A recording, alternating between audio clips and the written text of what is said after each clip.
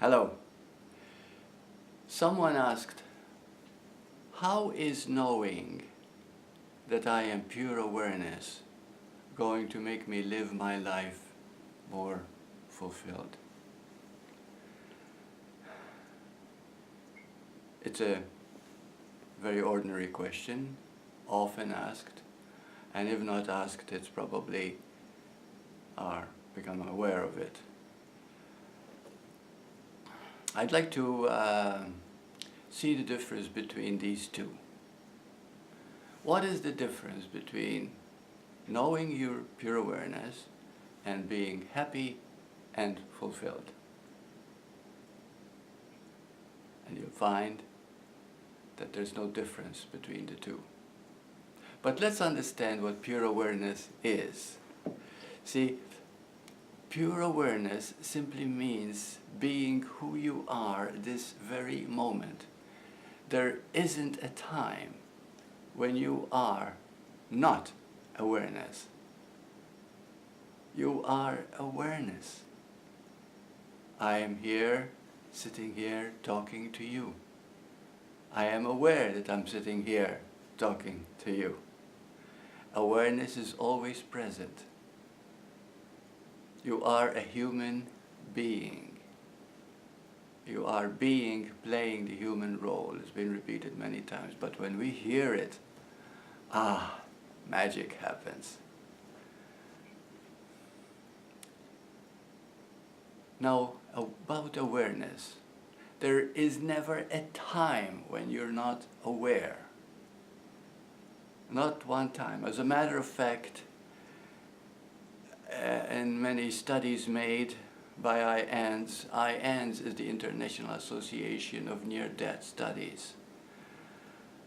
There are over 1 million people who have suffered maybe cardiac arrest, maybe cancer, or whatever, and passed away from the body. And then they were revived by the new medical practices, by medical science. This is a great thing, the resuscitation period. As a matter of fact, again I repeat, 10 million people have reported having a light experience. What this means is this, that pure awareness is a silent mind. It's a happy mind. It's a present mind. In truth, you're always here, even when your body drops, as if we call it death, okay? You're still here. It's just a different environment. But consciousness never dies. And that's the beautiful thing. But now let's understand pure awareness. Pure awareness itself, when it's pure, you are innocent, you are silent, you are peaceful, you are here, you are fully present. But the moment you focus on something, you create a thought. Now, if that something that you focus on remains present, then it becomes a creative thing, a wonderful thing. If, however, you focus on it, and it's another thought, it's something that you remember, it's a past, then you are caught in memory. Memory, when it lives in the past, it brings emotion, motion of energy, okay? This emotion then becomes negative. Why? Because in truth, you are present. The present is the presence. It is this moment. This is the reality. Time itself does not exist. And the one thing we find when we pass away from the body, as I have 11 years ago, you will realize that you are this moment forever, because in that realm of light, in that realm of the soul, there is no time. And so you're always present. And if you're always present, you're always happy. It is the past and bringing it into the future that causes all the suffering.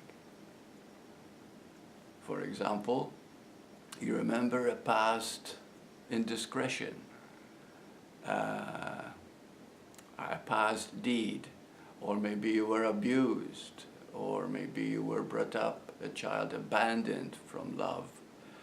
Now you see, we're talking about love all the time because pure awareness is pure being. Pure being means you're a human being. Being playing the human role, and I repeat this over so that we really get it in our heart. And the being is always happy, because that is the very nature of being. When you are not happy, it means that you are identifying with the past. Now, when you identify with the past, you bring it into the future.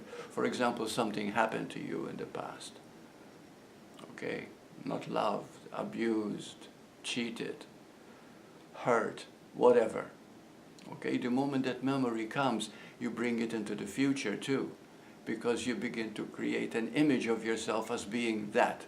That is the suffering of mankind. That is the great suffering, when we lose the silent mind and becomes a conditioned mind. In other words, we begin to live from thoughts. Thoughts are only real as long as they are present. They'll become creative thought. But the moment a thought is taken from the past, you are in conditioned mind called ego. Now, this is the suffering of mankind. And until we learn to be quiet, to enter the meditative state, to really begin to see that we are this moment itself, we will not find respite.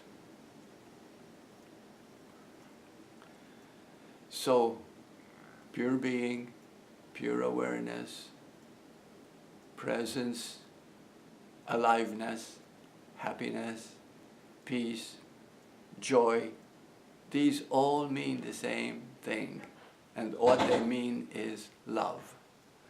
Love is the silent mind. When you're totally here, you're automatically loving. When you're loving someone or something, there is a quietness inside you. There is an aliveness, an enthusiasm. See, that is your true nature. Now, in March 23rd to the 25th, 2018, I'm giving a retreat, a 3-day retreat at the Krishnamurti Center. And it is all going to be acquiring a permanent silent mind, attaining the silent heart, which is love, really, because all the time, everything is love. Everything that is good and beautiful and true is love. What we call the light being, the truth, is love. And love is not loving something. It is being love. Now, I'd like to mention something which is very important and which also will be included in the coming retreat in the Krishnamurti Center in Victoria, BC, in March 23 to 25. And it is this, that whenever you feel anxious, you feel afraid, you feel unfocused, you feel agitated, you feel depressed, generally unhappy, in other words, you are not being your true self. So what that means is that you are caught in memory. So what is to be done when that happens? You take a deep breath, become aware of this moment, become aware that it is an emotion from the past. Don't try to get rid of it.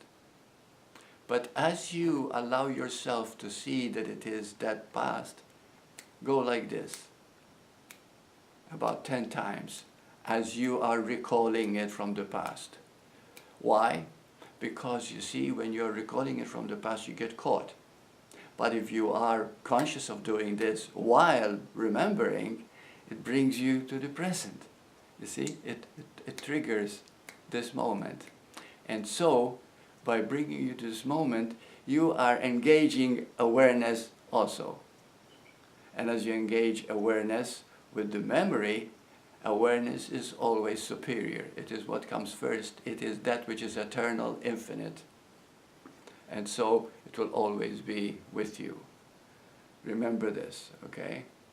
And get into the habit of saying over and over again, infinite spirit goes before me and opens the way. Infinite wisdom tells me what to do and what to say. Say it before you give a talk. Say it before you meet someone. Say it before you go to work. Say it before you create anything new. In fact, say it every time you get up in the morning and before going to bed at night. So I repeat. Say, infinite spirit goes before me and opens the way. Infinite wisdom tells me what to do and what to say. And you are that spirit. And you are infinite. And I hope that in another few weeks I will talk about the retreat, and I will put it on Facebook and on my website, and hope that you will join us. I'm sure that you will begin to recognize your true nature, okay? Thank you. Namaste.